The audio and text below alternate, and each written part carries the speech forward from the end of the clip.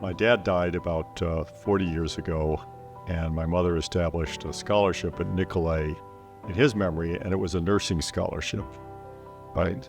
And Dad had been a career Air Force officer. My mother was a flight nurse in World War II, and so this was the Pat Hoeper Nursing Scholarship, and it was an endowed scholarship at Nicolet College. And that's really how things got started. Then our family continued to fund that scholarship, eventually created a little bit of a family charitable trust to fund it. As Mom got older, Barbara and I started worrying a little bit about the scholarship, and we started making personal grants for the winners to be spent each year in addition to the endowment.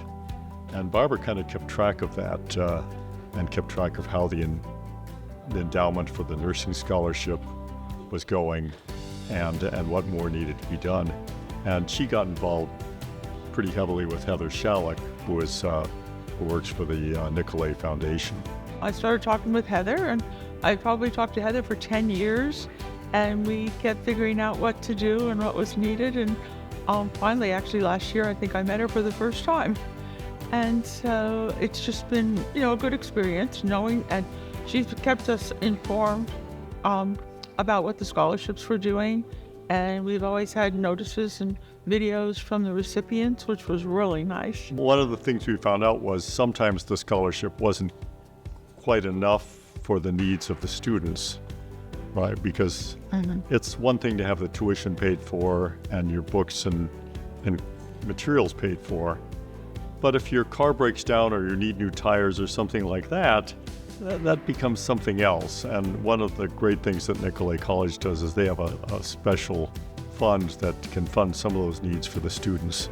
But really the focus, I think, for us has been what is it that makes northern Wisconsin better as a community. And I also know that here in Nicolet, what seems to be very important is the students seem to go when they graduate back into the community.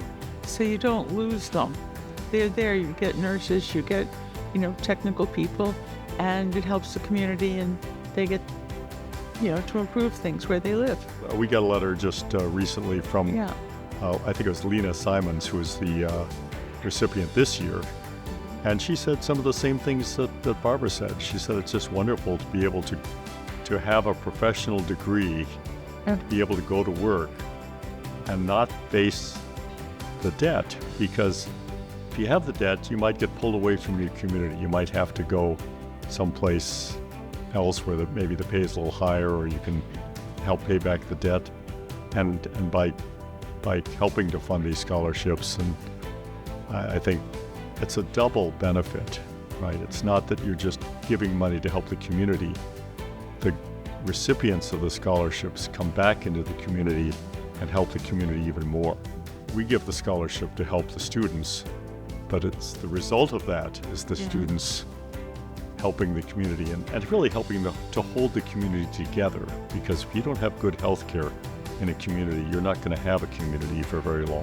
One important thing about philanthropy, and that we've been lucky to know some philanthropists who have more national prominence than we'll ever have. And so one of the things to know is the example that they give to us, that somebody has to lead the way. We don't think of ourselves in that way, but we like to follow the lead and get inspiration from others. And if we're ever lucky enough to provide any inspiration, I think that'd be great. I think that's an important part of philanthropy.